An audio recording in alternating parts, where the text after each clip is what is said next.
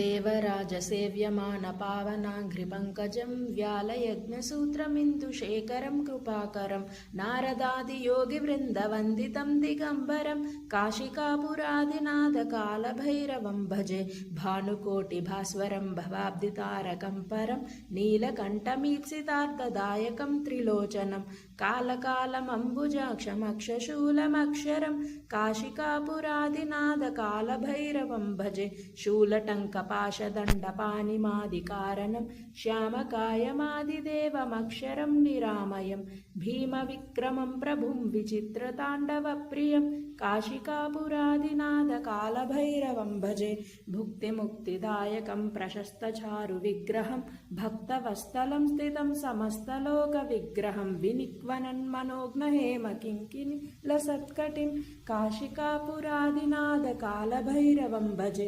धर्मसेतुपालकं त्वधर्ममार्गनाशकं कर्मपाशमोचकं सुशर्मदायकं विभुं स्वर्णवर्णशेषपाशशोभिताङ्गमण्डलं काशिकापुरादिनाथकालभैरवं भजे रत्नपादुकाप्रभाभिरामपादयुग्मकं नित्यमद्वितीयमिष्टदैवतं निरञ्जनं मृत्युदर्पनाशनं करालदंश्रमोक्षणं काशिकापुरादिनाथकालभैरवं भजे अट्टहासभिन्नपद्मजाण्डकोशसन्ततिं दृष्टिपातनष्टपापजालमुग्रशासनम् अष्टसिद्धिदायकं कपालमालिकन्धरं काशिकापुरादिनाथकालभैरवं भजे भूतसङ्गनायकं विशालकीर्तिदायकं काशीवासलोकपुण्यपापशोधकं विभुं नीतिमार्गकोविदं पुरातनं जगत्पतिं काशिकापुरादिनाथकालभैरवं भजे कालभैरवाष्टकं पठन्ति ये मनोहरं